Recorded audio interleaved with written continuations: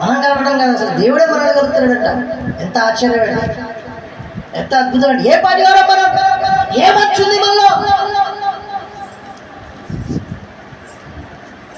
ఏ యోగ్యత లేని మనల్ని దేవుడు కలుస్తున్నాడంటే పరిశుద్ధుడు, పవిత్రుడు, నిష్కలంకమైనటువంటి వాడు, రాజులకు రాజు, ప్రభులకు ప్రభు, నిన్ను నన్ను కలుస్తున్నాడు. మనం ఎంత ధన్యులు.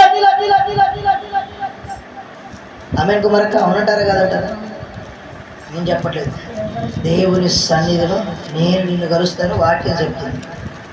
ఈరోజు ప్రియ సంఘం, మా దేవుడి సన్నిధి గుట్టికి రావద్దండి. మనం దేవుడు ఇక్కడ ఉన్నాడు, దేవుడు చూస్తున్నాడు, ఆయన మనల్ని చూస్తూ, మనం రాకముందే అంటే దేవుడు వచ్చి కూర్చుంటాడంట. ఎవరెవరు వస్తున్నారు ఏంటి, ఈరోజు నన్ను గెలవడానికి, ఈరోజు నా మాటలు వినడానికి, ఈరోజు నా సన్నిధి అనుభవించడానికి, ఈరోజు నేను చెప్తున్న బోధ విని వారి బ్రతుకులు మార్చుకోవడానికి ఎవరు నన్ను కలవడానికి దేవుడు నీకంటే నాకంటే ముందుగా వచ్చి ఇక్కడ కూర్చుంటాడండి.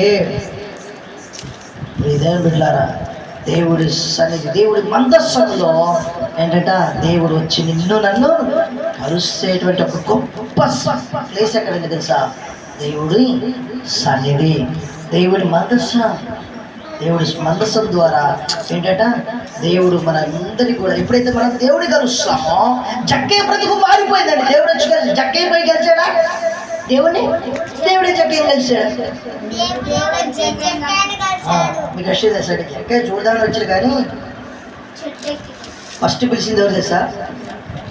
జక్కయ్య దిగిరా అంట. నేను నీతో ఉండాల్సి వచ్చింది. దేవుడు నీతో నాతో ఉంటాడు. ఆయన నిన్ను నన్ను కలవడానికి సిద్ధంగా ఉన్నాడు, నీతో నాతో ముచ్చలించడానికి సిద్ధంగా ఉన్నాడు, నీ గృహంలోనికి రావడానికి సిద్ధంగా ఉన్నాడు, నీ బ్రతుకులోనికి రావడానికి సిద్ధంగా ఉన్నాడు. ఆయన కలుసుకో, బ్రతుకులు మారిపోతాయి. మన ప్రిజన్ బిడ్డారు, జక్కే బ్రతుకు మారిపోయిందా లేదండి?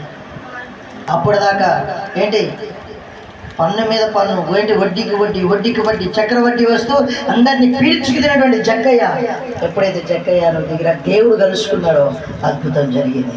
ఎప్పుడైతే దేవుడు కలుసుకున్నాడో ఆశ్చర్యకార్యం జరిగింది. ఎప్పుడైతే దేవుడు జక్కయ్యని కలుసుకున్నాడో దేవుడు హృదయం ఏంటి, జక్కయ్య మనసు మారిపోయింది, జక్కయ్య పరివర్తన చెందాడు.